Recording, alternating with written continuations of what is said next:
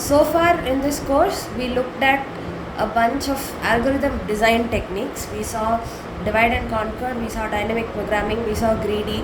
We also briefly looked at incremental and decremental design. So these are design techniques used for specific types of problems. What we are now going to be looking at are something called state space search algorithms. So these are used for problems where the solution is expressed in terms of a bunch of states. So there are intermediate states and then there are final states. So a classic example is your Sudoku and crossword puzzles. So if you take a Sudoku, a 9x9 grid, initially what's given to you is this grid with a few numbers filled in, and most of the grids are empty. So that is the beginning state. And then let's say the first cell is empty, first row, first column. So you fill in a number there. Let's say you fill in the number 1. So that is an intermediate state. You've progressed somewhere, but you're not entirely at the answer yet. And then keeping that one in mind, you try to fill in the remaining cells. So in the next cell, let's say you put a 7. That is another intermediate state. In the cell below it, let's say you put a 3. That is another intermediate state. And so on and so forth. You keep working out. You know how we generally solve a Sudoku puzzle. Now each of these states is the intermediate state, and at some point if you realize that okay, the same number is occurring twice in this row or column, or this number has not been mentioned at all, then the state which you are in at that point is an invalid state, because some of the rules of the game are being violated.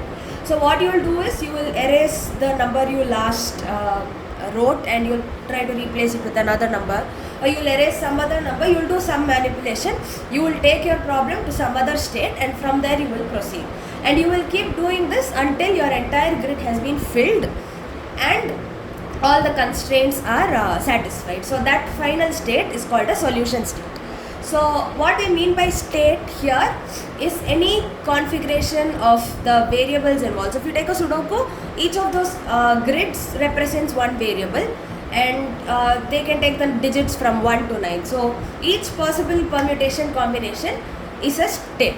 So the problem progresses from the beginning state, which is the grid as it is given to you, to the answer state, which is the perfectly solved grid, through a bunch of intermediate states where you have one or more numbers filled in, one or more numbers empty. These intermediate states can be valid or invalid. So if a state is valid, you will continue exploring.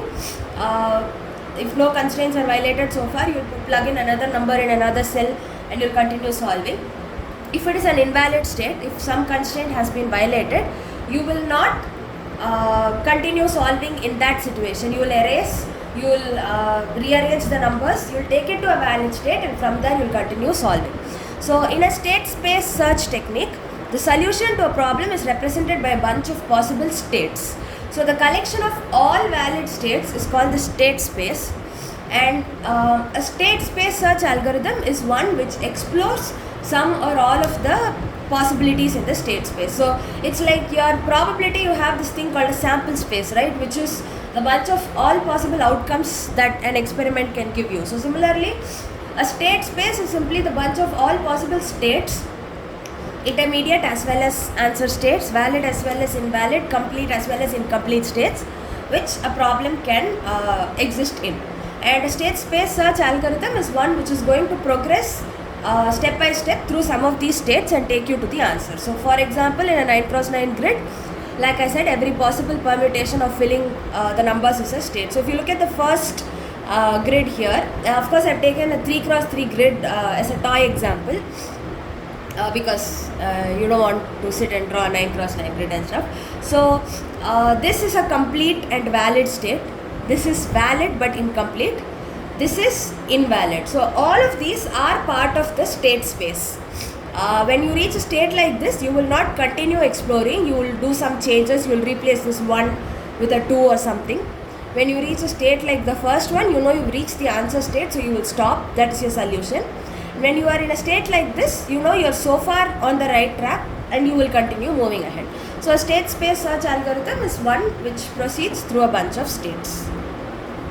And the algorithm design paradigm we're going to be looking at today, backtracking, and the next one, branch and bound, both of these are going to deal with problems which are defined by a state space.